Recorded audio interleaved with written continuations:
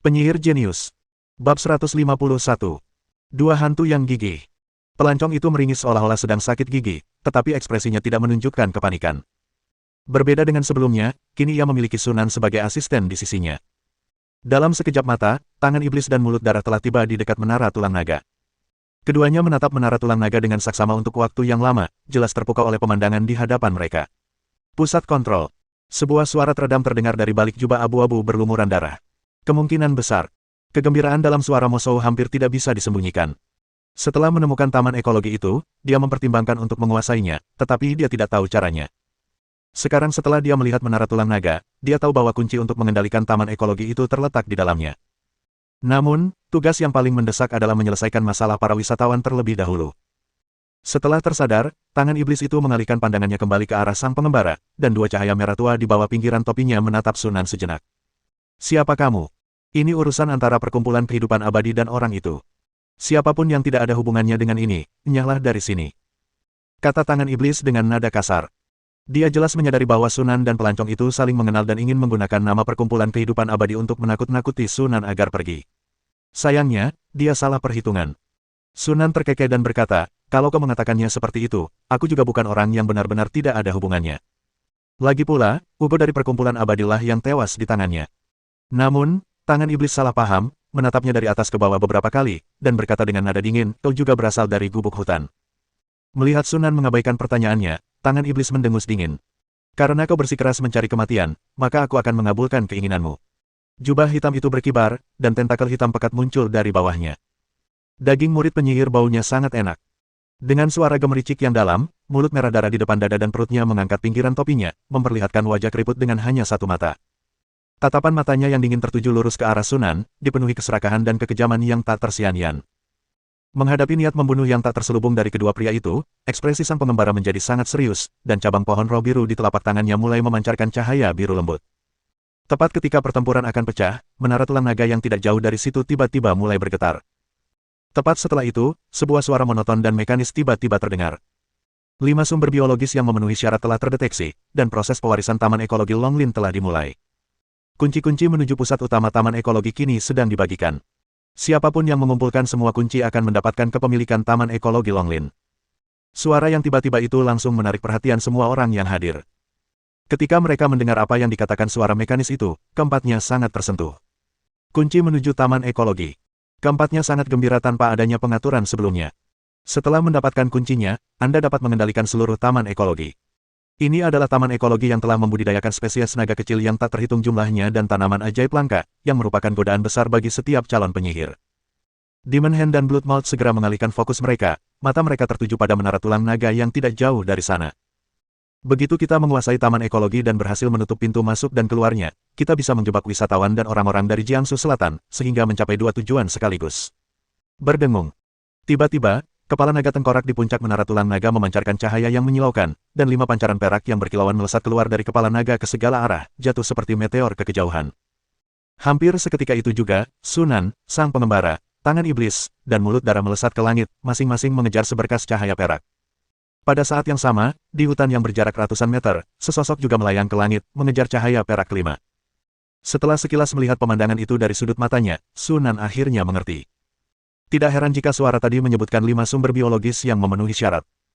Ternyata ada orang kelima yang bersembunyi di balik bayangan. Mengalihkan pandangannya, Sunan tanpa ragu mengaktifkan permata rune tingkat tinggi. Lapisan cahaya biru seketika menyelimuti tubuhnya, dan kecepatannya yang sudah tinggi tiba-tiba meningkat lebih jauh lagi, saat ia melesat menuju cahaya perak seperti meteor. Sekitar 4 atau 5 menit kemudian, cahaya perak itu melambat dan mulai jatuh ke bawah. Semangat Sunan bangkit, dan dia mempercepat langkahnya untuk mengejar, dan segera tiba di tempat di mana cahaya perak itu jatuh. Jika melihat ke bawah, orang bisa melihat sebuah lubang dalam di tanah, dengan sepotong logam perak seukuran koin tergeletak tenang di tengah lubang tersebut. Dengan sekali berpikir, Sunan langsung menggunakan tangan sihirnya untuk mengambil potongan logam perak itu dan membiarkannya melayang ke telapak tangannya.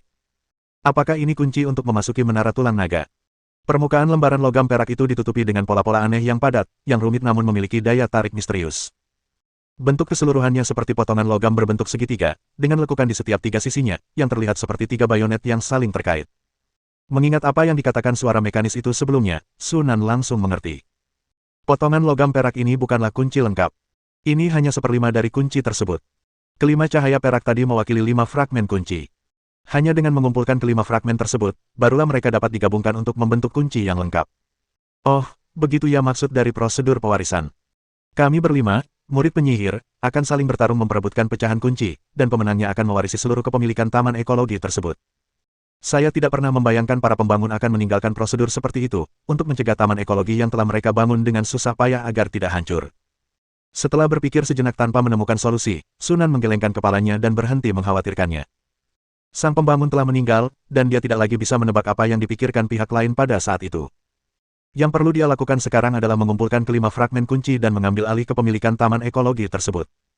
Setelah mengambil keputusan, Sunan melayang ke langit dan terbang menuju lokasi orang kelima yang disebutkan sebelumnya. Yang mengejutkannya, setelah terbang beberapa kilometer, pecahan kunci di tangannya tiba-tiba memancarkan cahaya redup. Selain itu, saat ia terbang ke depan, cahaya dari pecahan kunci tersebut secara bertahap semakin terang.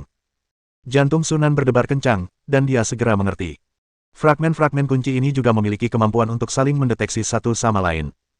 Dengan fitur ini, menemukan pemegang fragmen kunci lainnya menjadi jauh lebih mudah. Jelas sekali, para pembangun telah melakukan berbagai upaya untuk memastikan proses pewarisan berjalan lancar. Tak lama kemudian, saat cahaya yang dipancarkan oleh pecahan kunci menjadi sangat menyilaukan, sosok target muncul di bidang pandang Sunan. Yang mengejutkannya, tangan iblis juga ada di sana. Dia memanipulasi tentakel hitam yang tak terhitung jumlahnya untuk melancarkan serangan membabi buta terhadap murid penyihir kelima. Sunan mengingat arah kemana semua orang mengejar cahaya perak itu, dan menggabungkan ini dengan lokasinya saat ini, dia dengan cepat menyimpulkan bahwa orang kelima dan tangan iblis itu menuju kedua arah dan telah bertabrakan. Namun, murid penyihir itu jelas tidak terlalu kuat dan berada dalam bahaya besar di bawah serangan tangan iblis tersebut. Dalam waktu singkat Sunan sedang merenung, tangan iblis itu memanfaatkan kesempatan, mencengkeram anggota tubuh dan lehernya dengan tentakel gelapnya, mencabik-cabiknya hingga berkeping-keping. Di tengah cipratan darah dan daging, tentakel-tentakel gelap itu dengan tepat menangkap secercah cahaya perak dan menyerahkannya ke tangan iblis. Dasar bodoh yang terlalu percaya diri. Berani-beraninya kau bersaing memperebutkan fragmen kunci dengan kekuatan selemah itu. Tangan iblis itu mengambil pecahan kunci, melirik dengan jijik ke arah mayat yang hancur di tanah, lalu menatap Sunan dan mencibir.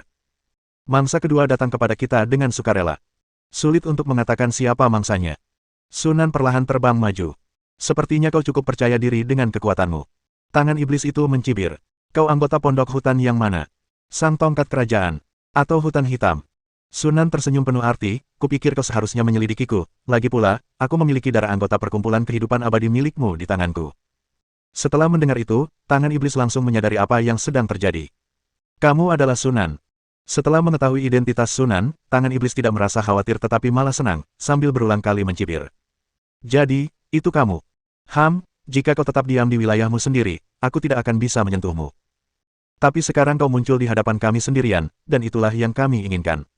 Akan kubunuh kau. Lalu kunci menara bintang akan menjadi milik kami. Kelompok tangan iblis telah mempertimbangkan untuk berurusan dengan Sunan. Menurut penyelidikannya, Sunan menghabiskan sebagian besar waktunya di pangkalan dekat Flash City, atau di kota bawah tanah Ghost Lake. Kedua tempat ini merupakan benteng pertahanan di selatan Jiangsu, dan keduanya memiliki sejumlah besar pasukan boneka yang ditempatkan di sana. Bahkan dia pun tidak cukup sombong untuk membunuh lawannya tepat di markas Sunan. Namun sekarang setelah Sunan meninggalkan wilayahnya sendiri, keadaannya berbeda. Pikiran bahwa perjalanan ini tidak hanya akan memungkinkannya untuk mendapatkan cabang pohon roh Azure untuk menyelesaikan masalah penolakan garis keturunannya, tetapi juga memberinya kepemilikan taman ekologi dan kunci menara bintang membuat tangan iblis dipenuhi kegembiraan. Ini hanya bisa digambarkan sebagai kesuksesan besar. Dengan gembira, jubah hitam di tangan iblis itu bergerak-gerak hebat, dan puluhan tentakel lainnya muncul. Dalam sekejap, ratusan tentakel hitam pekat melesat menembus udara dan menyapu ke arah selatan Jiangsu dengan cara yang luar biasa. Sunan tetap tanpa ekspresi, tiba-tiba membuka mulutnya dan meraung. Gelombang suara yang terlihat berputar dan menyapu ke depan, menghantam keras gelombang hitam yang datang, seketika mencabik-cabik lebih dari selusin tentakel menjadi berkeping-keping. Hancurkan gelombang suara. Segera setelah itu, Sunan mengangkat tangannya lagi, dan 9 rudal ajaib muncul begitu saja, melesat keluar dan menghancurkan tentakel-tentakel itu berkeping-keping. Dari jarak 100 meter, tangan iblis merasa ngeri saat melihat pemandangan ini. Pengecoran instan. Dia bisa melihat dengan jelas bahwa Sunan mengucapkan 2 mantra secara beruntun tanpa penundaan sedikitpun. Bahkan benda-benda magis yang menyimpan mantra pun akan mengalami sedikit penundaan saat merapal mantra, dan tidak akan pernah semulus milik Sunan. Satu-satunya penjelasan untuk ini adalah bahwa mantra tersebut dapat diucapkan secara instan. Tapi bagaimana itu mungkin? Bagaimana mungkin seorang murid penyihir bisa menguasai keterampilan super magis tingkat tinggi seperti merapal mantra secara instan? Bahkan seseorang yang berbakat seperti Saulo hanya menguasai seni merapal mantra tanpa suara. Bagaimana mungkin anak ini lebih baik daripada Saul? Setan itu benar-benar ketakutan. Apa yang terjadi selanjutnya hampir membuat matanya keluar dari rongganya. Dalam sekejap, sosok Sunan terbelah menjadi 8, dan dia juga mengangkat tangannya untuk menembakkan pancaran panas yang sangat kuat. Gambar cermin dan sinar membara. Penggunaan mantra gabungan. Tangan iblis itu tak kuasa menahan napas. Teknik sihir super tingkat lanjut lainnya. Termasuk penggunaan mantra secara instan dan penggunaan mantra yang wajib dilakukan sebelumnya, Sunan sejauh ini telah menunjukkan 3 kemampuan sihir super. Seorang murid penyihir tingkat 3 yang telah menguasai 3 teknik super magis. Ini belum pernah terjadi sebelumnya. Untuk sesaat, bahkan tangan iblis pun merasakan sensasi mimpi yang absurd. Mendesis. Saat tentakel-tentakel gelap terus menghancurkan ilusi, mereka juga dihancurkan oleh mantra yang dilemparkan oleh Sunan. Ketika semua ilusi dihancurkan dan wujud asli Sunan terungkap, hanya tersisa sekitar selusin tentakel hitam pekat yang semula lebat. Pada saat itu, tangan iblis akhirnya tersadar dari keterkejutannya, niat membunuhnya berkobar dengan dahsyat. Semakin kuat bakat Sunan, semakin besar pula keinginannya untuk membunuhnya di sini. Jika tidak, jika kita membiarkannya terus tumbuh, dia akhirnya akan menjadi ancaman besar bagi perkumpulan kehidupan abadi. Dengan geraman rendah seperti binatang buas, jubah hitam di tubuh Demon Hand tiba-tiba berkibar dan bergelombang hebat, seolah-olah sesuatu akan meledak dari dalam. Detik berikutnya, 2 gumpalan hitam, yang tampaknya terbuat dari cairan kental, jatuh dari jubah hitam dan dengan cepat membesar menjadi 2 monster berkaki 4 yang ganas begitu menyentuh tanah. Kedua monster berkaki 4 itu tingginya 7 atau 8 meter, menyerupai harimau dan macan tutul, dengan cakar dan taring yang tajam, tetapi tubuh mereka sepenuhnya hitam, seperti siluet hitam. Begitu terbentuk, kedua monster berkaki 4 itu meraung dan menerkam Sunan, dengan angin kencang menderu di udara. Pada saat yang sama, tangan iblis itu tampak jatuh ke dalam bayangan di bawah kakinya seolah-olah jatuh ke dalam air, menghilang dari tempat itu.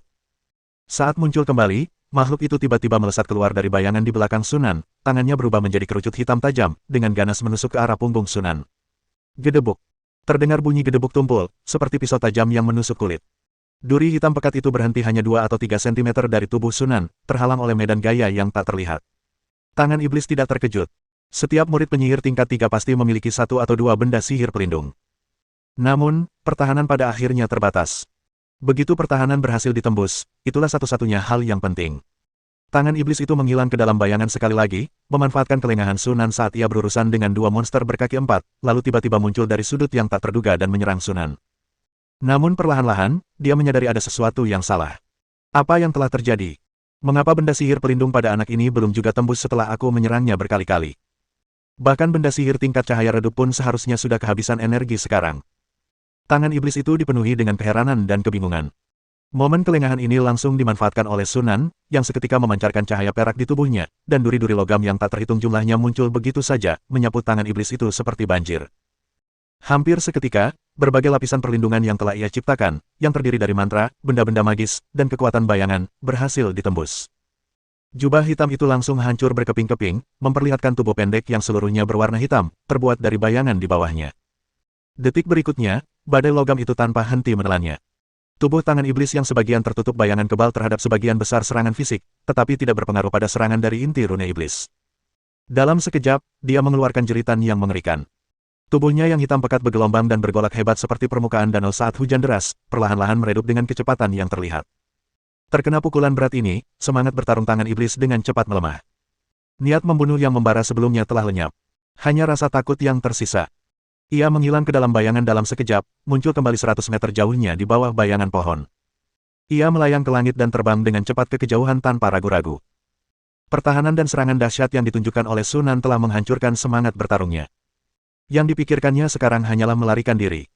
Tepat saat itu, 2 sosok tiba-tiba muncul di langit yang jauh, terbang cepat dari arah timur dan selatan. Justru si pelancong dan mulut yang berdarah itulah yang menjadi sorotan. Keduanya telah memperoleh fragmen-fragmen kunci dan, dengan mengandalkan hubungan antar fragmen tersebut, dengan cepat tiba di lokasi kejadian. Setelah melihat mulut berdarah itu, tangan iblis itu sangat gembira dan berteriak dengan tergesa-gesa. Mulut darah, selamatkan aku. Pelancong yang sedang dalam perjalanan itu terkejut ketika mendengar hal ini. Dia melihat tangan iblis yang berlarian tak beraturan, lalu ke Sunan, yang mengejar dari dekat dengan ekspresi acuh tak acuh. Ekspresi terkejut terlintas di matanya. Apa yang sedang terjadi? Bab 152. Sang petualang telah melawan tangan iblis dan tahu betapa kuatnya makhluk itu. Dalam situasi 1 lawan 1, sang pelancong bahkan merasa bahwa peluangnya untuk kalah jauh lebih besar daripada peluangnya untuk menang. Lagi pula, gaya bertarung tangan iblis yang sulit dipahami dan tak terduga memang sangat merepotkan. Tapi apa yang sebenarnya terjadi di sini? Si tangan iblis ternyata dikalahkan hingga berada dalam kondisi yang sangat menyedihkan oleh Sunan. Perlu diingat bahwa sejak fragmen kunci muncul hingga sekarang, waktunya kurang dari 1 jam. Jika kita tidak memperhitungkan waktu yang dihabiskan untuk mengejar fragmen kunci dan mencari pemegang lainnya, kemungkinan keduanya hanya bertarung kurang dari 10 menit. Dalam waktu sesingkat itu, Sunan telah memaksa Demon Hand untuk mundur dengan tergesa-gesa, sebuah perkembangan yang benar-benar melampaui ekspektasinya. Bloodmouth, yang mengenal kekuatan dan kepribadian Demon Hand, juga terkejut. Tangan iblis selalu sombong. Seberapa buruk kekalahan yang dideritanya hingga membuatnya menunjukkan keadaan yang begitu menyedihkan. Hati-hati, pria ini adalah Sunan, murid penyihir yang membunuh Ugo. Tangan iblis itu terbang ke sisi Bloodmouth dan berbicara dengan cepat. Bloodmouth terkejut mendengar itu, tetapi kemudian dia sangat senang. Dia tidak lupa bahwa kunci menara bintang ada pada Sunan. Jika dia membunuh Sunan, kunci itu akan menjadi miliknya. Berikan aku kunci menara bintang, kata Bloodmouth dengan suara teredam. Ekspresi tangan iblis berubah dengan cepat, tetapi akhirnya dia menggertakkan giginya dan berbisik, baiklah, aku setuju. Bunuh Sunan, dan kunci menara bintang akan menjadi milikmu. Kita akan membahas pecahan kunci untuk taman ekologi nanti. Baiklah. Mulut Bloodmouth yang menganga terbuka, memperlihatkan senyum ganas dan tirani. Para pelancong yang berada tidak jauh dari situ sudah diam-diam merasa takjub dengan apa yang mereka dengar. Jiangsu Selatan. Apakah ini nama asli pemain tersebut? Dan dia bahkan membunuh Ugo. Sang pelancong juga telah mendengar tentang reputasi Ugo. Konon ia memiliki garis keturunan kuno dari serangga alien, yang kekuatannya tidak boleh diremehkan. Aku tak pernah menyangka akan mati di tangan seorang pemain. Dilihat dari kondisi tangan iblis yang berantakan saat ini, tampaknya kekuatan pemain tersebut bahkan lebih besar dari yang dia duga. Mengaum. Suara seperti raungan raksasa purba terdengar seperti guntur, mengganggu lamunan sang pelancong. Tubuh Bloodshot tiba-tiba membengkak seolah-olah telah dipompa, kulitnya pecah, dan otot-otot berdarah menyembur keluar dari luka tersebut. Dalam sekejap mata, Bloodmouth berubah menjadi raksasa berdaging setinggi lebih dari 10 meter, dengan darah hitam berbau busuk perlahan merembes dari dagingnya dan mengalir di kulitnya. Kepala yang membengkak itu benar-benar botak, kecuali satu mata yang dingin. Mengaum. Raksasa daging itu meraung dan menerkam Sunan. Pada saat yang sama, tangan iblis memanggil 2 monster berkaki 4 untuk menerkam sang pengembara, sementara ia sendiri mengayunkan tentakel hitam yang tak terhitung jumlahnya, menyerang Sunan dari segala arah. Kali ini aku akan membunuhmu. Tangan iblis itu terkekeh dalam hati. Kemampuan garis keturunan Bloodmouth Fusion sangat istimewa. Ia dapat melepaskan esensi daging dan darah yang biasanya ditelan dan disimpan dalam waktu singkat, sehingga sangat meningkatkan kekuatannya. Meskipun ia hanya mampu mempertahankannya selama 4 atau 5 menit, selama waktu itu, kekuatannya setara dengan legenda ring keempat. Bahkan penduduk Jiangsu Selatan pun tidak sanggup menahan ini. Konsekuensinya adalah dibutuhkan waktu beberapa tahun untuk mengumpulkan kembali esensi daging dan darah. Bagaimanapun, dia bukanlah tandingan Sunan dalam pertarungan 1 lawan 1, tetapi dengan serangan haus darah yang dilepaskan dengan kekuatan penuh, dia seharusnya mampu mengalahkan Sunan. Adapun si pengembara, tangan iblis tidak pernah menganggapnya serius. Pria itu hanya mengandalkan pertahanan kuat dari cabang pohon roh Azure. Kekuatan sejatinya sama sekali tidak dianggap serius. Kedua monster berkaki 4 itu sudah cukup untuk menahan sang petualang untuk sementara waktu. Sementara itu, mari kita hadapi Sunan dulu. Oh tidak. Sang pengembara pernah mendengar tentang jurus mematikan khas Bloodmouth sebelumnya. Setelah melihatnya, ekspresinya berubah, dan dia ingin pergi membantu Sunan, tetapi dia dicegat oleh 2 monster berkaki 4. Dia hanya bisa menyaksikan tanpa daya saat raksasa daging yang telah berubah menjadi Bloodmouth menghantam Sunan dengan pukulan. Ledakan. Gelombang kejut dahsyat tiba-tiba meletus, menyebar dari pusat Jiangsu Selatan. Yang mengejutkan semua orang, Sunan, yang telah menahan pukulan mengerikan ini, bahkan tidak bergeming dan tetap tidak terluka sama sekali. Lebih dari 300 poin pertahanan itu cukup mengesankan. Secercah kejutan terlihat di mata Sunan. Mantra tingkat 2 yang diucapkan oleh seorang murid penyihir tingkat 3 biasa akan memiliki kekuatan yang setara dengan kurang dari 100 poin pertahanan. Pukulan raksasa daging itu meniadakan lebih dari 300 poin pertahanan cincin perlindungan, hampir setara dengan kekuatan gabungan 4 mantra tingkat 2. Kekuatan ini jelas berada pada level legendaris cincin keempat. Kemampuan untuk meningkatkan kekuatan seseorang secara sementara. Setelah berpikir sejenak, Sunan langsung menyadari apa yang sedang terjadi, dan senyum tipis muncul di bibirnya. Secara umum, kemampuan semacam ini datang dengan biaya yang cukup besar, dan konsumsinya sangat mencengangkan, sama seperti inti rune sihirnya, yang juga mudah untuk diatasi. Gunakan kekuatan untuk mengatasi kekuatan. Dengan sedikit berpikir, logam cair berkilauan merembes keluar dari pori-porinya, dengan cepat menyatu menjadi kerucut logam tajam yang menyerbu ke arah raksasa daging dan darah itu. Sebelum raksasa daging itu pulih dari keterkejutan karena gagal menembus pertahanan Sunan dengan satu pukulan, ia tiba-tiba diterjang badai logam. Tubuhnya yang besar seolah jatuh ke dalam turbin berputar berkecepatan tinggi, dagingnya terkoyak dan hancur, dan kabut darah hitam dan merah tebal menyembur keluar dari seluruh tubuhnya. Meskipun daging yang terkoyak itu cepat beregenerasi, rasa sakit yang hebat tetap menyebabkan raksasa daging itu mengeluarkan jeritan melengking. Rasa sakit yang luar biasa itu sepenuhnya melepaskan keganasannya. Ia dengan gigih menahan badai logam dan menghantam Sunan dengan pukulan demi pukulan, dentuman tumpul dan menggelegar bergema tanpa henti. Kedua pihak saling bertarung dengan kekuatan yang sama dan serangan tanpa henti, sepenuhnya mengabaikan pertahanan dan hanya fokus pada serangan, bertekad untuk melihat siapa yang akan menyerah lebih dulu. Pemandangan mengerikan itu membuat tangan iblis dan sang pelancong menatap tak percaya. Namun tak lama kemudian, tangan iblis itu tersadar dan menggunakan tentakelnya untuk melancarkan serangan mendadak dari belakang terhadap Sunan. Tentakel-tentakel hitam pekat itu melesat di udara dan mencambuk punggung Sunan seperti cambuk. Sunan membalas dengan gelombang suara yang menghancurkan, sosoknya menjadi kabur, dan dia tiba-tiba terbelah menjadi dua. Penggunaan mantra instan. Penggunaan mantra gabungan. Pelancong yang menyaksikan pemandangan ini hampir melotot keluar, sama seperti tangan iblis yang terjadi belum lama ini. Dua teknik sihir super, dan bahkan keduanya merupakan teknik sihir super yang paling sulit dikuasai. Tidak, jika Anda telah menguasai penggunaan mantra secara instan, maka Anda pasti juga telah menguasai penggunaan mantra secara senyap. Pemain tersebut telah menguasai total 3 keterampilan sihir super. Sang pelancong langsung terpesona. Ia baru tersadar dari lamunannya ketika hampir terkena cakaran monster berkaki 4. Sebenarnya dari mana asal-usul para pemain ini? Sang pelancong takjub saat menyaksikan pemain itu seorang diri menghadapi dua sosok kuat, Bloodmouth dan Demon Hand, dengan begitu mudahnya. Kekuatan seperti itu mungkin tak tertandingi oleh siapapun yang berada di dalam kabin di hutan lebat itu. Sang pelancong takjub, tetapi tangan iblis itu menjadi gila. Serangan dia dan Bloodmouth telah mengenai Sunan berkali-kali. Murid penyihir tingkat 3 lainnya pasti sudah hancur menjadi debu sejak lama. Namun Sunan sama sekali tidak terluka. Medan kekuatan pelindung tak terlihat di sekitarnya sepertinya tidak memiliki batas atas dan tidak dapat ditembus dari awal hingga akhir. Sekalipun Saulo datang, dia tidak mungkin bisa menahan serangan Saulo dan Bloodmouth selama itu dan tetap tidak terluka. Itu keterlaluan. Ada apa sebenarnya dengan orang ini? Setelah serangan yang berkepanjangan dan sia-sia, tangan iblis hampir menjadi gila. Seolah-olah tidak ada yang akan salah, saat itu juga, raksasa daging itu tiba-tiba menegang, lalu menyusut dengan cepat seolah-olah kempes. Melihat hal ini, ekspresi tangan iblis berubah drastis. Dia segera menyadari bahwa mulut darah telah mengonsumsi terlalu banyak esensi dagingnya untuk memperbaiki lukanya, itulah sebabnya ia kembali ke keadaan semula dalam waktu kurang dari 2 menit. Setelah menyadari hal ini, tangan iblis itu mundur tanpa ragu-ragu dan berbalik untuk melesat pergi ke kejauhan. Bahkan ketika Bloodmouth dalam wujud raksasa dagingnya dan mereka bergabung, mereka tidak mampu mengalahkan Sunan. Sekarang, kemungkinan mereka untuk menjadi tandingannya bahkan lebih kecil. Terus berjuang hanya akan berujung pada kematian kita. Melarikan diri. Kita harus melarikan diri. Mari selamatkan nyawa kita dulu, baru kemudian kita pikirkan tentang balas dendam. Melihat tangan iblis itu melarikan diri dari sudut matanya, Sunan dengan tenang mengendalikan badai logam, mencabik-cabik mulut darah yang kelelahan menjadi kabut darah. Dengan lambaian tangannya yang santai, benda-benda magis dan pecahan kunci yang jatuh mendarat di telapak tangannya. Setelah membereskan barang-barangnya, dia mengeluarkan permata rune berkualitas tinggi, mengaktifkannya, dan permata itu berubah menjadi bintang jatuh, mengejar tangan iblis tersebut. Mendengar hembusan angin kencang di belakangnya, tangan iblis berbalik dan langsung ketakutan. Dia segera memanggil beberapa monster berkaki 4 untuk menghalangi Sunan. Duri-duri logam yang rapat mengelilingi Sunan, melesat lurus ke depan seperti anak panah, menusuk dan mencabik-cabik monster berkaki 4 yang menyerang, tanpa henti menghantam tangan iblis itu. Mendesis. Tentakel hitam yang menghalangi jalannya langsung hancur berkeping-keping, dan tangan iblis itu segera merasakan baptisan badai logam sekali lagi. Kali ini, dia sudah tidak punya kekuatan lagi untuk melarikan diri.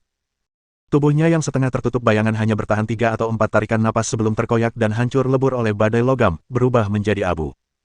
Benda-benda magis dan pecahan kunci jatuh ke tanah dan ditangkap oleh Sunan. Kini ia memegang 4 fragmen kunci di tangannya.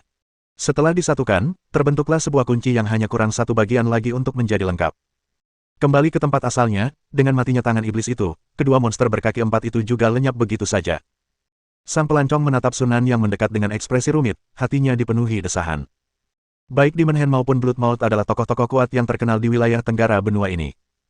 Mereka mampu bertarung sendirian melawan kekuatan gabungan keduanya, dan bahkan membalikkan keadaan untuk membunuh murid-murid penyihir mereka.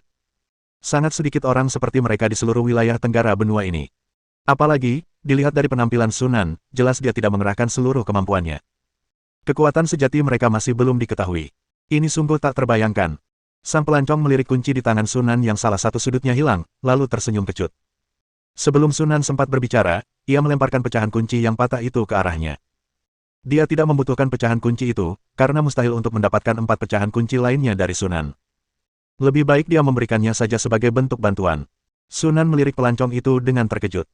Dia mengira dia harus menggunakan banyak bujukan, tetapi dia tidak menyangka pelancong itu begitu berpikiran terbuka. Setelah berpikir sejenak, Sunan mengeluarkan cincin spasial dan melemparkannya ke arah pelancong itu. Hadiahnya adalah sebagian dari kuncinya. Cincin spasial itu milik tangan iblis. Dia telah mengambil semua material, permata, dan koin emas di dalamnya, hanya menyisakan beberapa benda magis tingkat alkimia. Selain itu, benda-benda sihir pelindung bercahaya yang diperoleh dari tangan iblis juga ditempatkan di dalamnya. Karena si pelancong begitu jujur, dia tidak bermaksud mengambilnya secara cuma-cuma. Dia akan memberikan semuanya kepada si pelancong sebagai pembayaran. Lagi pula, semuanya tidak berguna baginya. Sang penjelajah mengambil cincin spasial itu dengan ekspresi bingung, membukanya, dan matanya langsung membelalak. Apakah Anda yakin ingin memberikan semua ini untuk saya? Tanya pelancong itu tanpa sadar. Tidak heran dia begitu bertele-tele.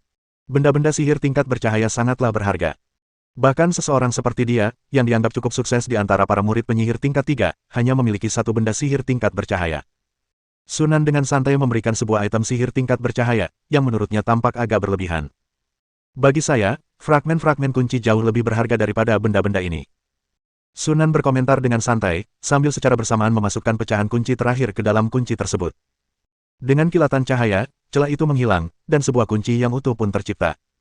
Melihat kunci di tangannya, yang menyerupai potongan logam persegi, secercah kegembiraan terlintas di mata Sunan. Tanpa banyak bicara kepada Peng Travelers itu, dia berbalik dan terbang menuju menara tulang naga. Dia tak sabar untuk melihat apa yang ada di dalam menara sisa-sisa naga. Sang pelancong ragu sejenak, lalu mengikuti. Dia juga sangat penasaran tentang apa yang akan terjadi setelah menara tulang naga diaktifkan. Keduanya tiba di dekat menara sisa-sisa naga satu persatu. Sunan mendarat tepat di depan gerbang tulang putih, meliriknya, dan memasukkan kunci ke dalam alur persegi di tengah gerbang. Seketika itu, terdengar bunyi klik lembut, dan tak terhitung banyaknya lingkaran cahaya kecil seperti benang muncul dari kunci tersebut, menyebar di sepanjang pola tulang pada permukaan pintu. Detik berikutnya, terdengar suara ledakan keras, dan gerbang tulang putih itu perlahan terbuka. Sunan menarik napas dalam-dalam dan melangkah masuk. Pandangan tiba-tiba menjadi gelap, lalu tiba-tiba berubah menjadi cahaya terang, menghilangkan kegelapan di sekitarnya. Sunan melihat sekeliling dan mendapati dirinya berada di sebuah aula yang luas. Seluruh aula dilapisi marmer putih, dengan banyak kursi dan meja batu yang tersusun rapi, dan ratusan mutiara Yongming tertanam di langit-langit. Baru saja, mutiara Yongming ini tiba-tiba memancarkan cahaya, menerangi seluruh aula. Ini terlihat seperti tempat istirahat umum. Sunan berjalan menuju tengah aula, di mana sebuah susunan teleportasi digambar di lantai. Saat aku melangkah masuk ke dalam susunan teleportasi, sinar cahaya yang tak terhitung jumlahnya muncul di depan mataku, saling berjalin dan membentuk layar cahaya semi-transparan, di mana tertulis lapisan kedua, lapisan ketiga, dan seterusnya hingga lapisan ke-15. Hanya 15 lantai. Keraguan sekilas terlihat di mata Sunan. Lagi pula, menara sisa-sisa naga memiliki tinggi lebih dari 1000 meter dan volumenya sangat besar. Bahkan tanpa teknologi pelipatan ruang internal, berdasarkan perhitungan ruang aktual, tingginya seharusnya jauh lebih dari 15 lantai.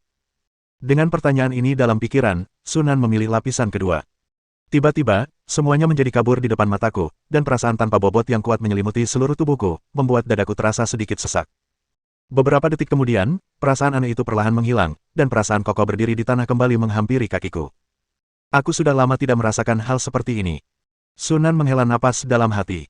Ini adalah kali pertama dalam hidupnya dia menggunakan perangkat teleportasi. Setelah tenang, Sunan mendongak dan melihat sebuah aula terang di depannya, jauh lebih kecil daripada yang baru saja dilihatnya. Sejumlah pintu tersusun melingkar di sekeliling tepian, dan melalui pintu masuk tanpa pintu tersebut, orang dapat samar-samar melihat koridor yang luas dan rapi di baliknya.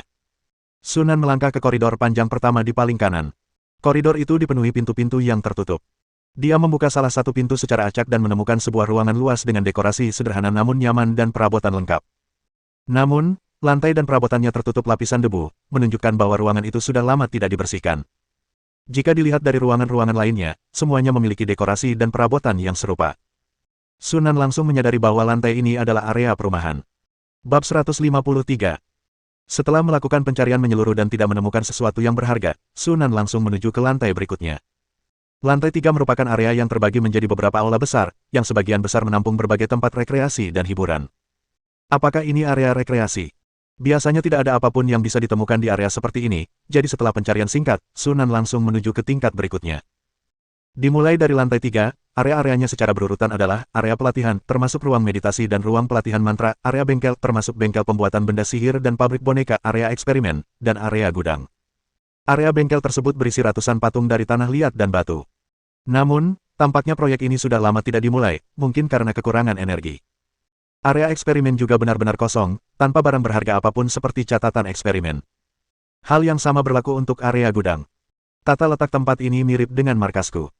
Dengan sedikit modifikasi, tempat ini bisa digunakan sebagai markas 3. Sunan mengangguk diam-diam dan terus menjelajahi ke atas. Situasi akhirnya berubah ketika kami sampai di lantai 12.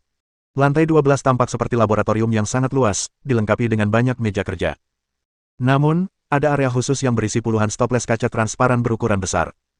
Setiap toples kaca berisi cairan hijau atau biru, di dalamnya terdapat makhluk-makhluk aneh, termasuk naga-naga kecil dan jenis makhluk lainnya. Sunan bahkan melihat apa yang tampak seperti anggota tubuh dan kepala naga berdarah murni. Dengan gembira, ia membuka salah satu toples kaca dan mengeluarkan kepala naga, tetapi setelah pemeriksaan yang cermat, ia sangat kecewa. Mungkin karena penyimpanan yang tidak tepat dalam jangka waktu lama, esensi di dalam kepala naga telah hilang sepenuhnya, sehingga menjadi sampah yang tidak berharga. Tak mau menyerah, Sunan membuka setiap toples kaca untuk memeriksa, tetapi hasilnya tetap sama. Itu masuk akal. Lagi pula, ribuan tahun telah berlalu. Sekuat apapun fungsi pengawetan fasilitas-fasilitas ini, mustahil bagi organ-organ biologis ini untuk bertahan selama ini. Sambil menghela napas, Sunan mengumpulkan pikirannya dan melanjutkan ke lantai berikutnya. Lantai 13 dan 14 persis sama, dengan sejumlah besar meja kerja dan toples kaca. Jelas, seperti lantai 12, ini adalah area renovasi. Organisme dan organ di dalam toples kaca itu sudah lama kehilangan efektivitasnya. Tampaknya para pembangun taman ekologi ini sangat mementingkan aspek biomodulasi. Sunan tampak sedang termenung. Dia telah melihat banyak spesies naga kecil yang belum pernah dilihatnya sebelumnya ketika berada di zona 1 taman ekologi tersebut. Saat itu, dia mengira itu adalah masalahnya sendiri. Lagi pula, ada spesies naga yang tak terhitung jumlahnya, dan mustahil bagi siapapun untuk mengenali semuanya. Wajar jika sesekali melihat naga yang tidak dikenal. Tapi sekarang tampaknya bukan itu masalahnya. Spesies naga kecil yang tidak dikenal itu kemungkinan besar bukanlah spesies asli, melainkan spesies naga kecil baru yang telah dibudidayakan dan dimodifikasi di taman ekologi ini. Setelah menjelajahi 14 lantai pertama, hanya lantai terakhir yang tersisa. Sunan sudah memiliki dugaan di benaknya, menarik napas dalam-dalam, dan melangkah masuk ke dalam susunan teleportasi. Dalam sekejap mata, ia mendapati dirinya berada di atas sebuah platform yang luas. Platform ini seluruhnya terbuat dari batu putih, dengan pola-pola padat yang diukir di permukaannya, memberikan keindahan yang misterius. Marmer putih. Tatapan Sunan sedikit menajam. Marmer putih adalah marmer berbutir halus dengan warna putih murni dan tekstur keras, menjadikannya material unggul untuk konstruksi dan ukiran. Saat membangun menara penyihir, banyak penyihir memilih marmer putih sebagai bahan utama. Saat memandang sekeliling platform, seseorang dapat melihat langit berbintang yang luas, dipenuhi dengan bintang-bintang yang tak terhitung jumlahnya, dan bima sakti yang mempesona membentang di atasnya, memberikan ilusi bahwa seseorang menjadi sangat kecil dan tidak berarti. Setelah mengaguminya sejenak, Sunan mengalihkan pandangannya ke bagian terdalam platform tersebut. Terdapat sebuah kolam berbentuk persegi, panjang 10 meter dan lebar 10 meter, berlantai marmer putih murni dan dilapisi dengan lapisan perak. Lapisan perak tersebut ditutupi dengan pola-pola padat, yang sebenarnya diukir dengan susunan pengumpul energi super besar. Kolam elemen. Mata Sunan berbinar. Dia tidak menyangka bahwa taman ekologi ini juga memiliki kolam elemen. Meskipun kelihatannya tidak terlalu besar, bahkan bukan kolam elemen kecil sekalipun, namun tetap cukup bagus. Lagi pula, kolam elemen adalah fitur standar dari sistem pasokan daya menara penyihir. Tampaknya, selain sistem siklus energi taman ekologi, sejumlah kecil energi yang dibutuhkan untuk menjaga operasionalnya disediakan oleh kumpulan elemen ini. Prinsip kerja kolam elemen adalah membuka saluran dari bidang elemen dan mengekstrak energi elemen dari bidang elemen untuk menyediakan sumber energi yang tak terbatas dan stabil. Ini adalah perangkat penyedia energi tingkat tinggi, jauh lebih efisien daripada membangun saluran transmisi energi magis di garis lay. Banyak fasilitas besar menggunakan kolam elemen sebagai perangkat penyedia energi, yang paling umum adalah menara penyihir. Kolam elemen kecil sudah cukup untuk memenuhi kebutuhan dasar menara penyihir. Namun, membangun kolam elemen membutuhkan sejumlah besar permata, logam khusus, dan berbagai material langka, sehingga sangat mahal, dan juga membutuhkan tingkat keahlian tertentu dalam pembuatan item sihir.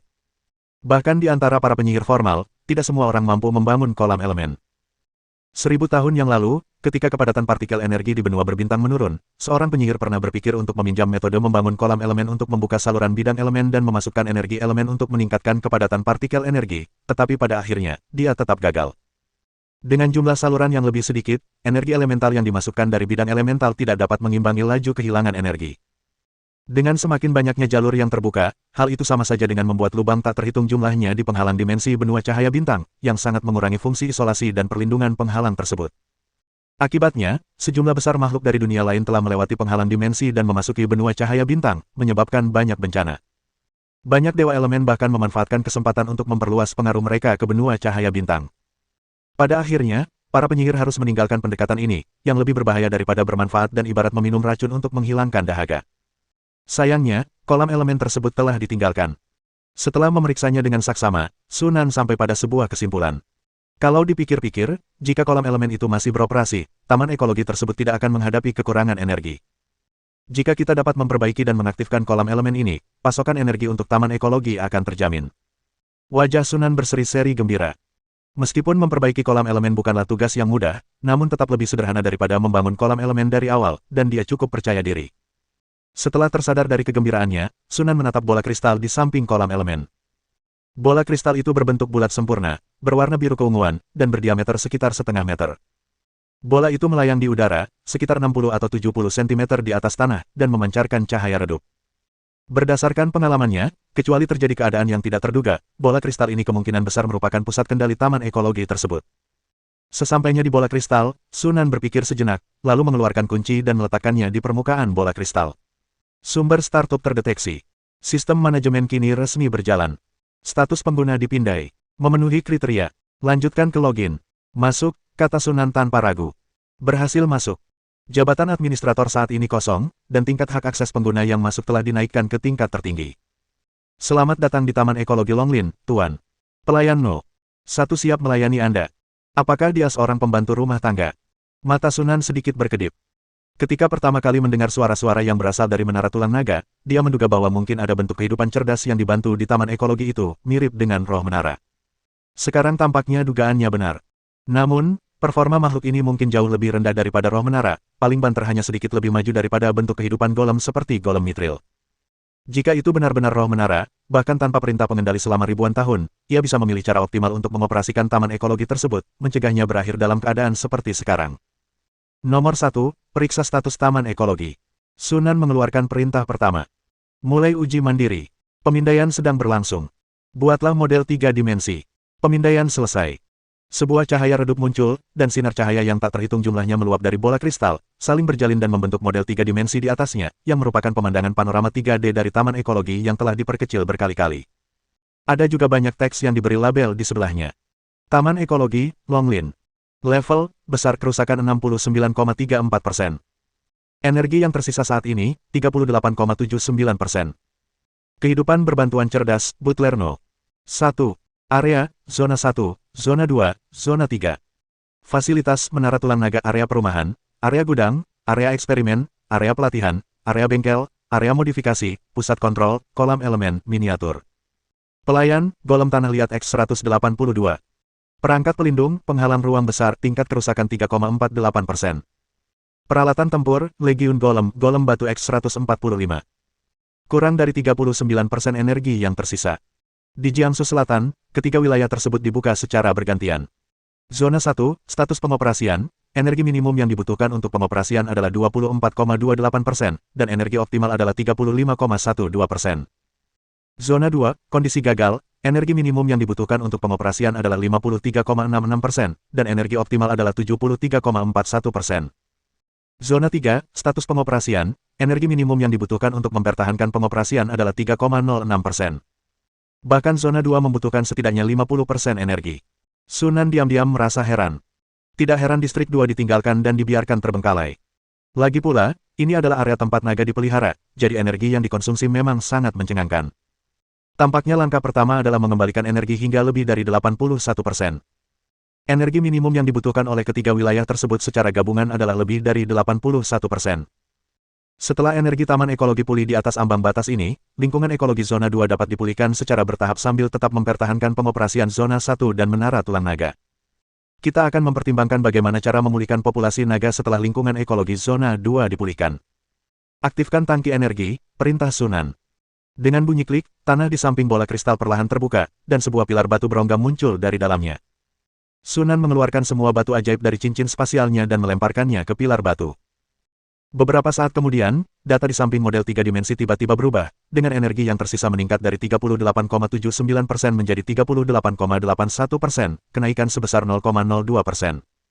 235 batu sihir kelas rendah hanya meningkatkan nilai energi sebesar 0,02%. Sunan tak kuasa menahan napas. Berdasarkan perhitungan ini, untuk meningkatkan energi hingga 81%, setidaknya dibutuhkan setengah juta batu sihir tingkat rendah. Biayanya sekitar 900.000 koin emas. Sekalipun dia tidak menggunakan satu koin emas pun mulai sekarang dan menabung semuanya, tetap saja akan membutuhkan waktu 4 atau 5 tahun untuk mengumpulkan cukup banyak koin. Hal ini karena dia dapat memproduksi batu ajaib dengan biaya yang sangat rendah.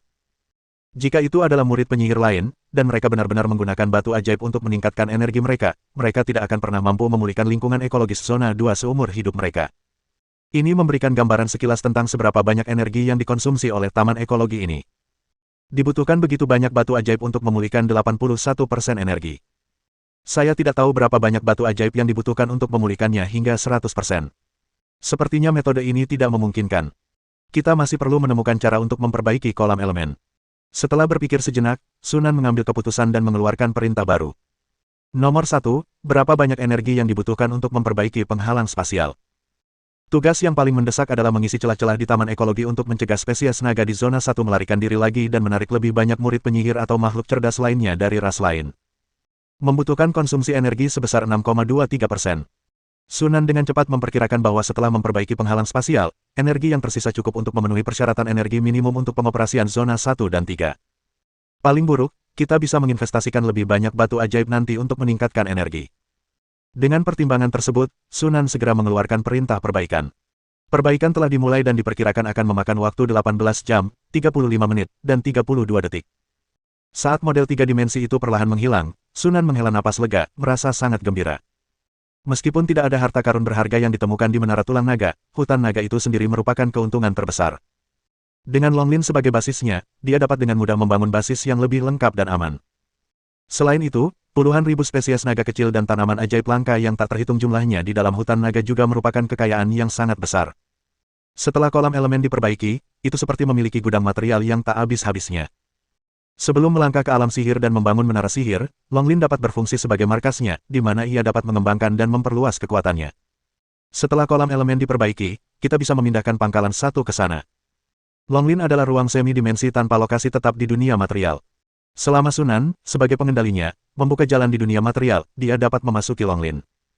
Pada saat yang sama, di luar menara sisa-sisa naga. Sang pengembara terus melirik menara tulang naga, matanya dipenuhi rasa iri yang tak tersian-sian. Sebagai seorang murid penyihir, dia tahu betul betapa besar manfaat yang bisa diperoleh dari memiliki taman ekologi yang luas. Hal ini memiliki manfaat yang sangat jelas baik untuk peningkatan kekuatan pribadi maupun pengembangan daya. Namun ia juga tahu betul bahwa taman ekologi ini bukanlah sesuatu yang bisa menarik minatnya. Salah satu alasannya adalah dia tidak bisa mengalahkan para pemain, dan alasan lainnya adalah meskipun dia mendapatkan taman ekologi, dia tidak memiliki sumber daya untuk menyediakan energi yang cukup untuknya. Namun para pemainnya berbeda. Menurut Night Owl, pemain tersebut memiliki sumber daya yang sangat besar, jauh melebihi sumber daya seorang murid penyihir tingkat 3 biasa, dan mungkin dia memiliki cara untuk memecahkan masalah kekurangan energi di taman ekologi. Dari sisi positifnya, jika Sunan benar-benar bisa menyelesaikan masalah taman ekologi tersebut, kita bisa membeli darah naga darinya di masa depan. Sang pelancong merenung dalam hati. Tepat saat itu, gerbang menara sisa naga tiba-tiba terbuka dengan gemuruh, dan Sunan keluar. Sang pelancong ragu sejenak, tetapi akhirnya tak kuasa menahan rasa ingin tahunya dan menghampiri untuk bertanya. Bagaimana menurutmu? Ada banyak masalah, Sunan mengangkat bahu. Namun, celah-celah di taman ekologi sudah mulai diperbaiki, dan tidak akan lama lagi akan pulih sepenuhnya. Apa rencana Anda selanjutnya?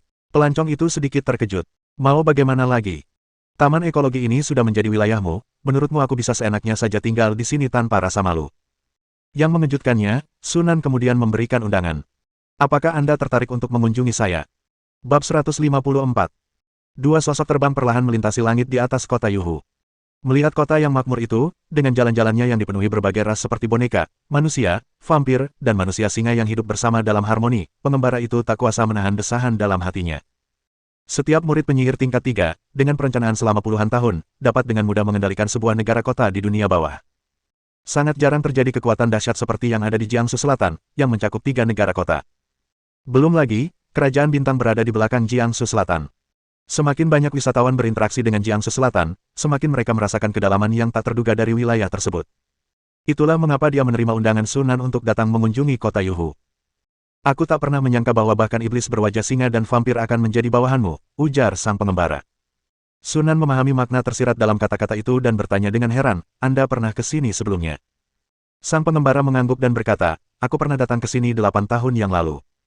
Awalnya aku ingin menyelinap ke kota Danau Hantu untuk melihat-lihat, tetapi manusia berwajah singa dijaga terlalu ketat, dan ada juga pemburu pemakan jiwa di gerbang, jadi aku harus menyerah. Aku tidak menyangka kau juga akan menaklukkan Matu dan Osen. Saat ia mengatakan ini, pandangan sang pengembara menyapu patung-patung golem batu yang berpatroli di jalan di bawah.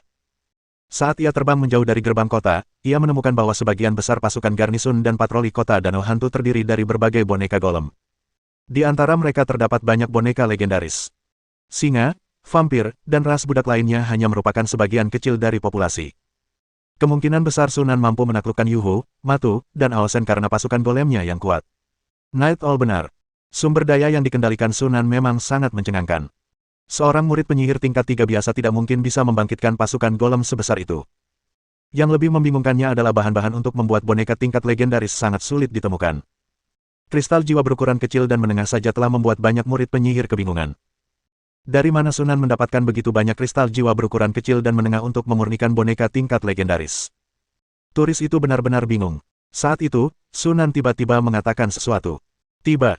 Keduanya mendarat perlahan di tanah, di mana Carolina dan si janda merah sudah menunggu di gerbang istana. Tuan, selamat datang kembali. Kedua wanita itu membungkuk serempak. Sang pelancong mengamati hal ini dan diam-diam memberikan jempol. Sunan benar-benar diberkahi dengan keberuntungan dalam percintaan, dan dia juga memiliki banyak keberanian.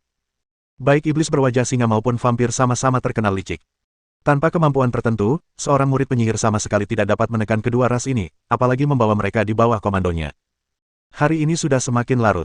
Istirahatlah beberapa hari lagi, dan kita bisa mengobrol lebih lanjut nanti, kata Sunan. Sang pelancong langsung setuju, terima kasih atas bantuan Anda. Kau terlalu baik. Sunan tersenyum dan berbalik memberi instruksi kepada Carolina, siapkan kamar terbaik untuk pelancong itu. Baik, Tuan, kata Carolina dengan hormat, lalu sedikit membungkuk kepada Peng Travelers itu. Peng Travelers, silakan ikuti saya. Setelah pelancong itu pergi, Sunan memasuki istana, dan berkata tanpa menoleh. Seberapa jauh kemajuan misi eksplorasi selama saya pergi? Si janda merah mengikuti Sunan dari dekat, tersenyum sambil berkata, terima kasih atas kebijaksanaan guru yang telah mengajak Tuan Sherman dan Cory, serta pengawal ksatria, untuk bergabung dalam penjelajahan ini. Dengan bantuan mereka, penjelajahan telah berjalan jauh lebih cepat. Kodok dan lendir bawah tanah di rawa timur Covenant kini telah dibersihkan, dan tim eksplorasi sekarang menjelajah lebih dalam. Situasi di utara juga telah diselidiki. Ada 4 suku iblis mata dalam radius lebih dari 50 km. Kami telah memusnahkan 2 di antaranya, dan hanya masalah waktu sebelum kami menangani 2 sisanya. Urat biji besi yang sebelumnya ditemukan di sebelah barat telah resmi dikembangkan. Selain itu, tim eksplorasi telah menemukan 2 urat biji baru, yaitu tambang tembaga berukuran sedang dan tambang tungsten kecil. Saat ini kami sedang berupaya membersihkan area sekitarnya dari hewan-hewan besar, dan kami memperkirakan dapat memulai penambangan dalam waktu sekitar 1 bulan. Sunan mengangguk puas. Dilihat dari nada bicara Red Widow, Night's Guard, yang baru dibentuk belum lama ini, tampaknya berkinerja cukup baik. Namun jika dipikir-pikir, hal itu masuk akal, karena perlengkapan pengawal ksatria jauh lebih unggul daripada perlengkapan penduduk asli di dunia bawah tanah. Tentu saja, baju zirah ajaib ini juga dilengkapi dengan senjata ajaib dan baju zirah ajaib. Selain itu, ia juga membawa berbagai macam obat-obatan. Dapat dikatakan bahwa ksatria manapun yang dipilih secara acak dari pengawal ksatria dapat memberikan perlawanan terhadap seorang ksatria agung. Dengan tim seperti itu, yang dipimpin oleh Sherman dan Cory, mereka tidak perlu takut selama mereka tidak bertemu dengan makhluk legendaris. Sekalipun kamu bertemu dengan makhluk legendaris, dengan permata rune di tangan, melarikan diri tidak akan sulit. Melihat ekspresi puas Sunan, janda merah sangat gembira dan tersenyum manis. Selain itu, guru, baru 5 hari yang lalu, saya sendiri memimpin tim untuk memusnahkan suku Minotaur di selatan. Sekarang tambang emas mereka sudah berada di tangan aliansi bintang kita. Itu adalah tambang emas berukuran sedang, dan perkiraan awal menunjukkan bahwa tambang itu dapat menghasilkan keuntungan lebih dari 300.000 koin emas. Lumayan. Senyum Sunan semakin lebar. Dengan kemampuan penambangan golem tanah liat yang efisien, dia tidak perlu terlalu khawatir tentang pendanaan setidaknya untuk 6 bulan ke depan. Kita dapat menimbun lebih banyak adamantium magis dan menempa beberapa golem adamantium lagi. Dengan kematian Demon Hand dan Bloodmouth, bersama dengan Ugo, Ordo Abadi kini memiliki 3 anggota yang tewas di tangannya. Meskipun pihak lain mungkin tidak tahu bahwa dia membunuh tangan iblis dan mulut darah, begitu mereka mengetahuinya, selonggar apapun struktur organisasi perkumpulan kehidupan abadi, mereka akan sepenuhnya menentangnya. Lebih baik berhati-hati daripada menyesal. Dia harus mempersiapkan diri lebih awal dan mengumpulkan lebih banyak kekuatan. Jika dia memiliki lusinan golem adamantin, dia bisa berkeliaran bebas di seluruh benua Starlight, dan perkumpulan kehidupan abadi akan menjadi sangat tidak berarti. Teruslah melakukan eksplorasi untuk menemukan lebih banyak urat mineral, dan juga awasi pengumpulan informasi intelijen tentang kekuatan di sekitarnya, instruksi Sunan. Sejauh ini, dalam penjelajahan dan perluasannya, Covenant hanya bertemu dengan suku-suku yang lemah dan tidak penting. Namun, mengingat area eksplorasi telah meluas hingga hampir 200 km, diperkirakan kota negara lain akan segera ditemukan. Pada saat itu, jika mereka ingin terus memperluas wilayah mereka, perang pasti akan pecah, dan aliansi bintang harus mempersiapkan diri untuk hal ini sebelumnya. Salah satu alasan Sunan mengundang para pelancong untuk mengunjungi kota Yuhu adalah untuk mengumpulkan informasi tentang kekuatan-kekuatan di dunia bawah. Sang petualang telah menghabiskan bertahun-tahun menjelajahi dunia bawah tanah di wilayah tenggara benua itu, jadi dia mungkin lebih tahu tentang hal ini daripada dirinya sendiri. Bagaimana keadaan di Flash City? Tanya Sunan lagi. Laporan detailnya sudah ada di dalam ruang studi. Tepat saat itu, keduanya tiba di pintu ruang kerja. Sunan mendorong pintu hingga terbuka, masuk, duduk di belakang meja, dan langsung melihat laporan di atas meja. Sejak mencapai kesepakatan dengan Kyi mengenai gagasan pembagian sistem, Sunan telah mulai menerapkannya. Pada saat ia berangkat ke Ruyan, pembagian sistem telah dilakukan sejak beberapa waktu lalu dan berjalan sesuai rencana. Laporan yang ada di atas meja adalah laporan keuangan untuk 6 bulan terakhir. Menurut laporan tersebut, keuntungan pangkalan meningkat hampir setengahnya setelah penerapan sistem segmentasi. Sebagian besar keuntungan berasal dari pembelian boneka seperti macan tutul batu hitam, golem tanah liat, dan golem batu, serta perlengkapan seperti ramuan, senjata ajaib, dan buah darah naga. Sisanya, kurang dari 20%, adalah pembelian berbagai biji logam yang ditambang dari dunia bawah tanah.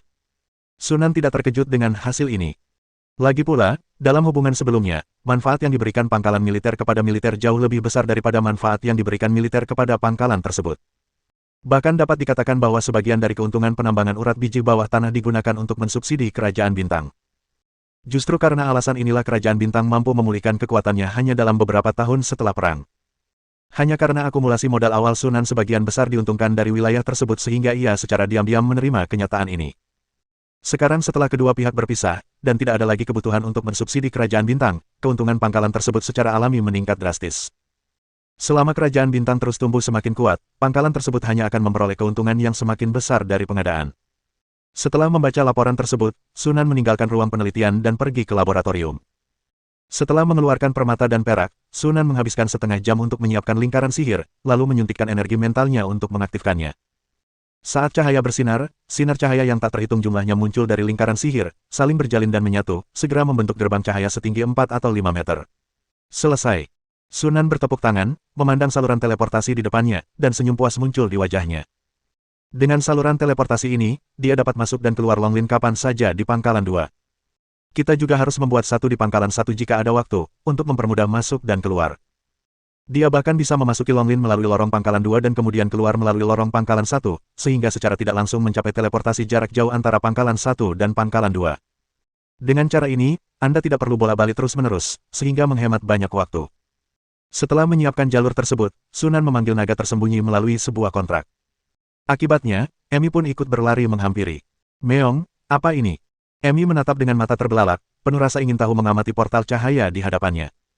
Kamu akan tahu begitu masuk dan melihat sendiri. Sunan tersenyum dan memimpin jalan masuk ke dalam portal. Melihat ini, Emi mendesak naga tersembunyi untuk mengikuti.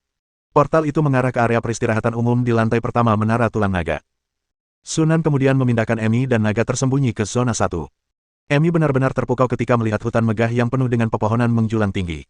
Meong, ini adalah taman ekologi. Sekarang giliran Sunan yang terkejut. Pernahkah Anda melihat taman ekologi? Tentu saja, Meong. Emi mengangkat kepalanya. Tuanku dulu punya taman ekologi dengan banyak makhluk aneh, tapi aku tidak bisa melihat mereka lagi setelah aku bangun. Sunan tampak termenung. Sepertinya taman ekologi itu telah dipindahkan oleh pemilik Emi. Berbeda dengan Longlin, dia tetap tinggal di benua Starlight. Meong, Sunan, apakah kau sudah menguasai taman ekologi ini? Emi tiba-tiba teringat akan teleportasi santai Sunan dan langsung menyadari apa yang telah terjadi. Ya, saya adalah penguasa di sini sekarang. Itu luar biasa. Bagaimana kau melakukannya, Meong? Tanya Emi penasaran. Ceritanya panjang, mari kita bicarakan sambil berjalan. Sunan memimpin dan terbang ke depan, dengan Yinlong segera mengikutinya. Dalam perjalanan, dia menceritakan kepada Emi apa yang telah terjadi, membuat Emi terkejut. Meong, kamu beruntung sekali. Seru Emi. Setelah hidup melewati zaman keemasan para penyihir 1000 tahun yang lalu dan memiliki seorang guru yang hebat, ia tahu jauh lebih banyak daripada banyak murid penyihir, dan secara alami memahami nilai luar biasa dari sebuah taman ekologi yang besar. Sekalipun hanya taman ekologi yang setengah terbengkalai, nilainya tetap lebih besar daripada seluruh kerajaan bintang. Segera setelah itu, Emi sepertinya teringat sesuatu, dengan gembira menepuk punggung naga tersembunyi dengan cakarnya, dan berseru dengan suara lantang. Meong, Pak Besar, Anda beruntung. Raungan. Naga tersembunyi meraung kebingungan. Sunan tersenyum tipis. Itulah tujuannya membawa Yinlong ke sini. Meskipun distrik 2 Longlin telah ditinggalkan, masih terdapat banyak spesies subnaga di distrik 1, termasuk beberapa spesies subnaga tingkat tinggi. Ini menyediakan cukup darah naga untuk meningkatkan konsentrasi garis keturunan naga tersembunyi dengan cepat. Target Sunan adalah spesies naga tingkat tinggi seperti naga berleher banyak dan Devil Saur. Sesampainya di atas danau tempat sang petualang baru saja bertarung dengan tangan iblis dan mulut darah, Sunan melepaskan energi mentalnya untuk merasakan sejenak dan dengan cepat menemukan targetnya. Kilatan cahaya perak muncul di permukaan tubuh, dan logam cair perak yang terang itu langsung terpisah dari tubuh, membentuk duri-duri logam yang tak terhitung jumlahnya yang melesat di udara dan menerjang air dengan suara mendesing. Sesaat kemudian, permukaan danau tiba-tiba bergejolak hebat dan meledak dengan suara keras.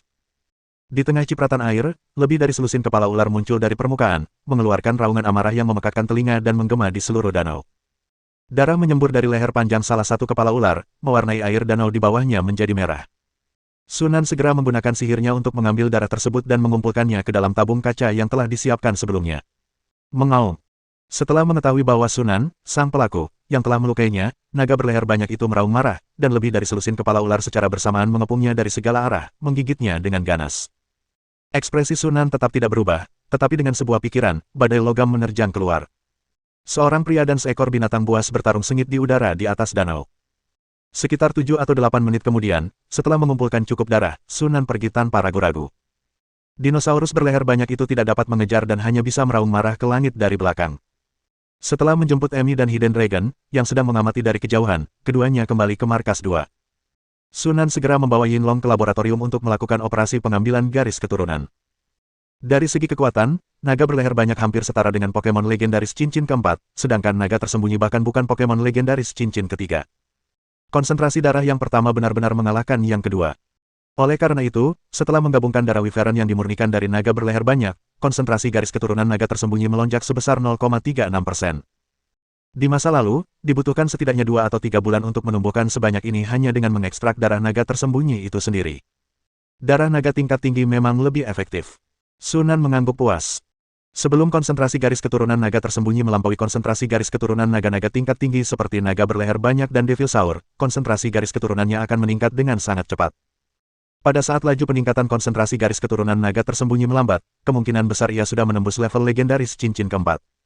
Pada saat itu, dia akan mendapatkan kekuatan tempur yang lebih besar lagi. Setelah itu, meskipun laju peningkatan konsentrasi garis keturunan melambat, masih ada pasokan darah naga tingkat tinggi yang cukup. Tidak seperti sebelumnya, ketika darah diambil dari naga tersembunyi, toleransinya perlu dipertimbangkan.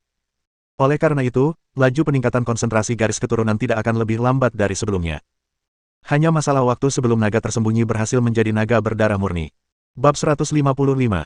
Di ruang resepsi yang terang benderang, Sunan dan si pelancong duduk berhadapan, mengobrol dan tertawa. Bagaimana Anda beristirahat selama 3 hari terakhir ini, Yang Mulia? Luar biasa, kata pengembara itu sambil tertawa. Sudah lama sekali saya tidak menginap di kamar senyaman ini di dunia bawah tanah. Dulu, demi kenyamanan, saya selalu menginap di gua, dan ketika sesekali memasuki negara kota, saya hanya bisa menginap di kedai sederhana. Setelah mendengar itu, Sunan menjadi tertarik dan bertanya dengan penasaran, kota negara mana itu? Negara kota para elf kegelapan berjarak lebih dari 1000 km dari sini. Bisakah Anda memberitahu saya lebih banyak tentang hal itu? Tentu saja, sang pelancong langsung setuju. Selama 3 hari berada di kota Yuhu, ia berkeliling seluruh negara kota tersebut. Meskipun ia tidak dapat mengunjungi pangkalan nomor 2, yang paling menarik minatnya, ia memperoleh pemahaman umum tentang kekuatan kota Yuhu. Kekuatan militer kota Yuhu saat ini jauh melampaui kekuatan 8 tahun lalu. Dapat dikatakan bahwa kekuatan militer kota Yuhu saja sudah cukup untuk menghancurkan beberapa negara kecil di permukaan bumi. Selain itu, pasukan Sunan tidak terbatas pada kota Yuhu, tetapi juga mencakup Matu dan Aosen. Meskipun saya belum mengunjungi mereka secara langsung, berdasarkan informasi yang saya kumpulkan selama beberapa hari terakhir, kekuatan militer kedua negara kota ini mungkin tidak jauh lebih rendah daripada kota Danau Hantu. Ketiga negara kota itu bergabung dan dikenal sebagai perjanjian. Nama ini saja sudah menunjukkan bahwa ambisi Jiangsu Selatan jauh melampaui sekadar tiga negara kota. Semakin banyak wisatawan mempelajarinya, semakin sulit dipahami wilayah Jiangsu Selatan tampaknya. Dia bahkan memiliki firasat samar bahwa apa yang dia ketahui sejauh ini hanyalah puncak gunung es dari kekuatan dan sumber daya Sunan.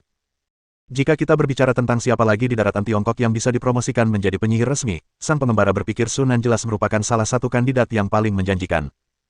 Berhadapan dengan seseorang yang memiliki potensi luar biasa seperti itu, bahkan seseorang yang berjiwa bebas seperti dirinya pun tak bisa menahan diri untuk tidak berteman dan membangun hubungan yang baik. Jika kecerdasan tertentu dapat memenangkan hati Sunan, maka itu tentu saja patut dihargai. Negara kota elf gelap itu bernama Kota Laba-Laba, dan dihuni oleh 12 keluarga elf gelap. Para matriark dari semua keluarga membentuk dewan tertinggi, yang memerintah seluruh negara kota. Kota Spider Demon saja memiliki lebih dari 6.000 elf gelap, ditambah tidak kurang dari 50.000 ras bawahan dan lebih banyak lagi budak. Dari segi fondasi dan kekuatan, kota ini dapat dengan mantap menempati peringkat 3 teratas di seluruh wilayah Tenggara.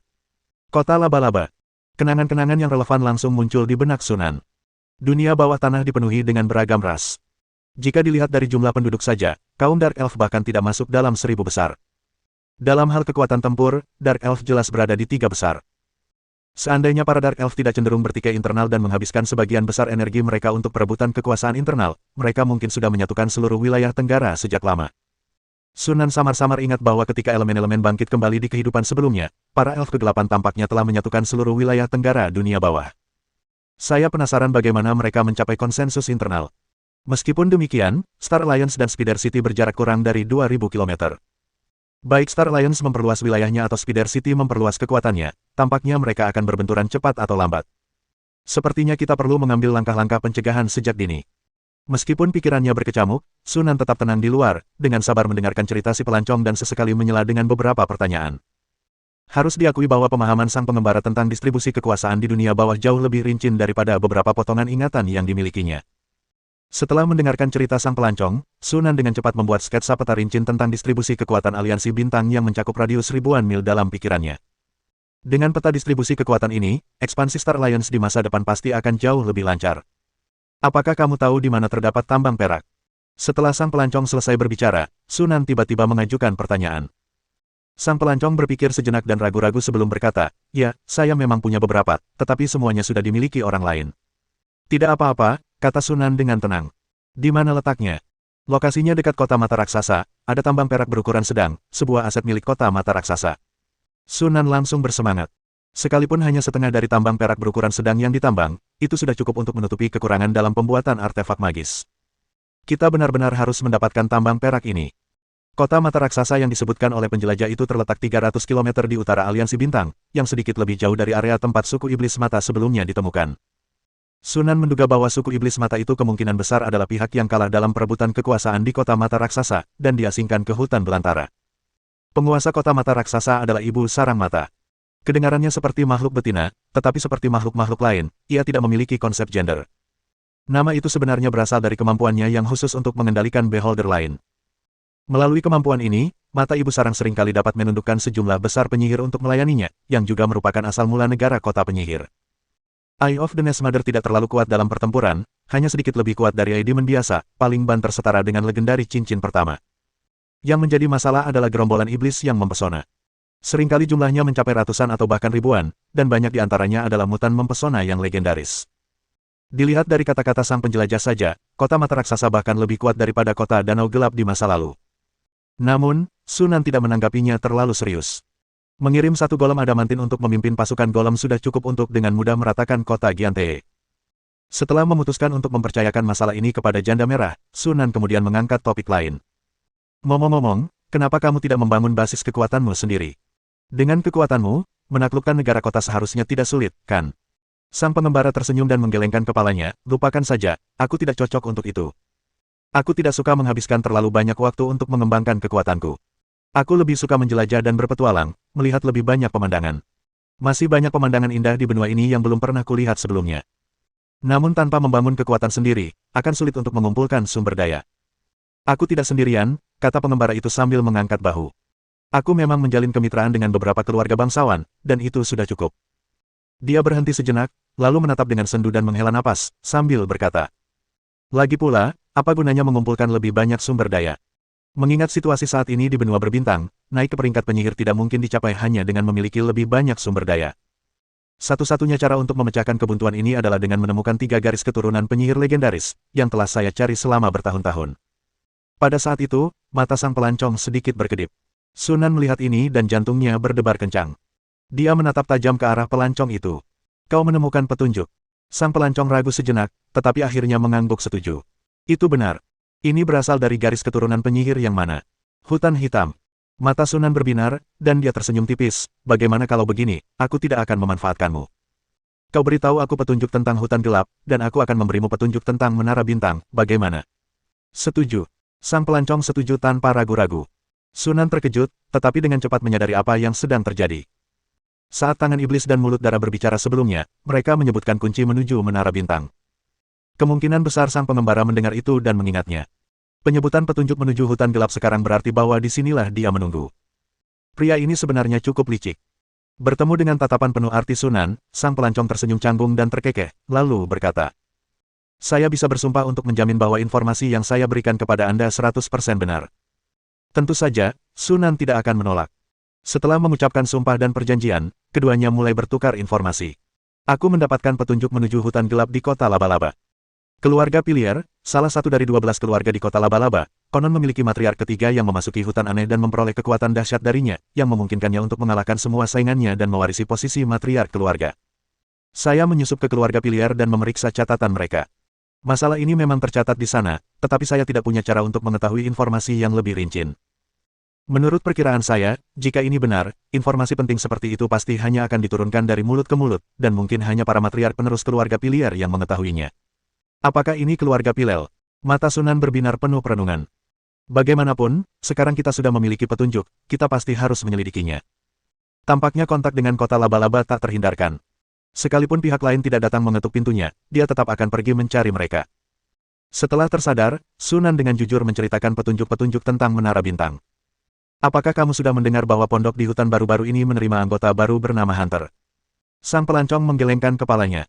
Dia sudah hampir 2 tahun tidak melihat burung hantu malam, jadi wajar saja dia tidak tahu apa yang terjadi di pondok di hutan itu akhir-akhir ini. Pada pertemuan sebelumnya, pemburu itu menjual kunci Menara Bintang. Dengan kunci itu, Anda dapat menemukan Menara Bintang saat muncul dan memasukinya. Saya menduga pemburu itu mungkin memiliki lebih banyak kunci. Anda mungkin ingin memulai dari sana. Setelah mendengar itu, sang pelancong diam-diam menyesali kehilangannya. Seandainya dia tahu bahwa kunci Menara Bintang akan muncul, dia pasti akan pergi ke pesta itu. Sayangnya, saat itu dia sedang diburu oleh kekuatan jahat dan terlalu sibuk untuk menghadiri pertemuan tersebut. Pemburu itu. Kurasa aku harus mencari cara untuk menghubunginya secara pribadi, pikir sang pengembara dalam hati. Tiba-tiba, Sunan melemparkan sesuatu kepada sang pelancong, yang secara naluriah menangkapnya dan melihat ke bawah untuk menemukan bahwa itu adalah cincin spasial. Ini. Sang pelancong menatap Sunan dengan tatapan bertanya. Wajar kalau aku membalas budi. Kau sudah memberiku begitu banyak informasi, jadi aku juga harus memberimu hadiah sebagai balasannya, kata Sunan sambil tersenyum. Sang pengembara membuka cincin spasialnya dan terkejut menemukan 100 batu ajaib di dalamnya. Hadiah ini terlalu besar. Namun, daya tarik batu ajaib itu terlalu besar, dan sang pengembara enggan melepaskannya. Setelah ragu sejenak, akhirnya ia menerimanya. Terima kasih, katanya dengan sungguh-sungguh. Sunan melambaikan tangannya, menandakan bahwa tidak perlu bersikap sopan. Sejujurnya, selain petunjuk tentang hutan hitam, informasi tentang distribusi kekuatan yang diberikan oleh pengembara itu kepadanya lebih berharga daripada 100 batu sihir. Selain itu, melakukan hal tersebut dapat memberikan kesan bahwa para pelancong adalah orang yang murah hati. Jika ada informasi lebih lanjut di masa mendatang, saya yakin pelancong tersebut akan senang untuk berdagang dengannya.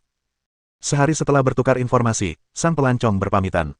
Sunan tidak berusaha menghentikannya, dan setelah dia pergi, dia mencurahkan seluruh perhatiannya pada pekerjaannya. Selain latihan harian, sebagian besar energi saya dicurahkan untuk 2 tugas. Salah satu tujuannya adalah untuk meningkatkan konsentrasi garis keturunan naga tersembunyi. Aspek lainnya adalah memperbaiki kolam elemen. Memperbaiki kolam elemen tidaklah mahal. Bahan yang dibutuhkan hanya sekitar 10.000 koin emas. Masalah utamanya adalah aspek teknisnya. Tanpa kekuatan mental seorang penyihir formal, kesulitan memperbaiki banyak tempat tiba-tiba meningkat secara drastis. Proses menggambar banyak rune yang rumit berarti bahwa jika gagal, Anda harus memulai dari awal lagi. Sunan seringkali harus gagal puluhan atau bahkan ratusan kali sebelum berhasil, memberinya perasaan seperti kembali ke percobaan pertamanya dalam membuat ramuan. Setelah lebih dari 3 bulan, Sunan akhirnya menyelesaikan perbaikan kolam elemen tersebut. Hutan naga, lantai teratas menara sisa-sisa naga. Melihat kolam persegi di depannya yang telah dipugar sepenuhnya, Sunan menghela napas lega dan memperlihatkan senyum gembira yang tulus. Penyelesaian perbaikan kolam elemen ini sangatlah penting. Ini menandakan bahwa pengembangan pasukannya akan memasuki tahap yang sama sekali baru. Yang perlu dilakukan hanyalah mengaktifkannya. Sunan mengeluarkan permata yang telah ia siapkan sebelumnya dari cincin spasialnya, mengukirnya menjadi belah ketupat segi 8, lalu menanamkannya semua ke dalam susunan sihir, sehingga tampak sebagai satu kesatuan yang utuh dan tanpa celah. Berdengung. Seluruh kolam elemen tiba-tiba bergetar hebat, dan retakan tiba-tiba muncul di ruang sekitarnya. Di balik celah-celah ini tersembunyi berbagai macam pemandangan aneh dan menakjubkan, termasuk samudera luas yang menyerupai jurang, langit tak berujung, lautan api yang membakar langit dan bumi, dan kerak bumi yang tebal dan padat, di antara banyak lainnya. Ini jelas merupakan bidang-bidang unsur. Setelah perpaduan energi yang aneh, aliran air biru tua mengalir ke dalam kolam elemen. Ini bukanlah air sungguhan, melainkan energi unsur yang terkondensasi menjadi bentuk cair, yang tampak seperti air di permukaan dalam kolam unsur tersebut. Suatu bentuk ekspresi energi yang paling lembut. Dengan berhasilnya pembentukan kolam elemen, energi yang kaya dan aktif menyelimuti seluruh menara tulang naga. Ini sukses. Sunan menarik napas dalam-dalam, merasakan energi elemen-elemen di udara, dan ekspresinya tampak cukup menyenangkan. Kolam elemen tersebut akan terus memancarkan energi keluar. Dalam jangkauan energi ini, kecepatan pemulihan energi mental para penyihir murid akan meningkat secara signifikan, efisiensi meditasi akan sedikit meningkat, dan bahkan dapat menunda penuaan sampai batas tertentu serta memperpanjang umur seseorang. Dengan kata lain, mereka yang tinggal di Menara Tulang Naga untuk waktu yang lama dapat memperoleh peningkatan kemampuan seperti umur panjang, pemulihan cepat, dan peningkatan efisiensi meditasi. Selain itu, semakin besar kumpulan elemennya, semakin baik efeknya. Sunan memperkirakan bahwa kolam elemen mini tersebut dapat meningkatkan kecepatan pemulihan energi mental sekitar 20% dan meningkatkan efisiensi meditasi sekitar 5%. Tinggal dalam jangka panjang juga dapat meningkatkan harapan hidup hingga 5-10 tahun. Saat Sunan memperhatikan permukaan air di kolam elemen perlahan naik, suasana hatinya menjadi semakin menyenangkan. Kolam elemen menggunakan mekanisme saluran elemen paling primitif, di mana kekuatan magis dihasilkan oleh gelombang elemen dan mengalir kembali ke kolam elemen. Efisiensi operasinya tidak tinggi, tetapi untungnya tidak perlu khawatir akan kehabisan. Selama kolam elemen tidak rusak dan dirawat secara teratur, kolam tersebut dapat digunakan selama ribuan tahun. Dengan energi yang disediakan oleh kolam elemen, lingkungan ekologis di dalam hutan naga dapat dipulihkan secara bertahap, dan tidak perlu lagi khawatir tentang kekurangan energi. Satu-satunya kelemahan adalah energi yang disediakan oleh kumpulan elemen tersebut stabil tetapi langka, tidak cukup untuk melakukan banyak hal. Setelah tenang, Sunan membuka model 3 dimensi Longlin. Pembatas spasial Longlin kini telah diperbaiki, hanya Menara Tulang Naga dan Zona 2 yang masih perlu diperbaiki. Area utama yang membutuhkan perbaikan di Menara Tulang Naga adalah tangki inkubasi dan berbagai fasilitas eksperimental di area modifikasi, tungku penempaan kristal sihir di area bengkel, target di area pelatihan, dan keseluruhan saluran transmisi energi sihir, DEL. Bertahun-tahun diabaikan telah menyebabkan berbagai masalah pada fasilitas-fasilitas ini, yang perlu diperbaiki satu persatu. Untungnya, Menara Tulang Naga memiliki fungsi perbaikan mandiri yang lengkap, dan dengan bantuan pelayan No. 1. Selama ada energi yang cukup, perbaikan tidak memakan waktu terlalu lama. Nomor 1, mulailah memperbaiki Menara Sisa Naga, perintah Sunan. Perbaikan Menara Tulang Naga telah dimulai dan diperkirakan akan memakan waktu 18 hari, 15 jam, 25 menit, dan 16 detik. Sunan mengangguk diam-diam. Setelah Menara Tulang Naga diperbaiki, kita bisa mulai memindahkan pangkalan. Sedangkan untuk Zona 2, belum terlambat untuk memperbaikinya secara perlahan setelah energi pulih sepenuhnya. Lagi pula, kita tidak mungkin menemukan naga untuk dibudidayakan dalam waktu dekat. Tanpa naga-naga itu, bahkan jika distrik 2 dipulihkan sepenuhnya, tempat itu hanya dapat digunakan sebagai taman tanaman ajaib yang sangat besar. Bersambung.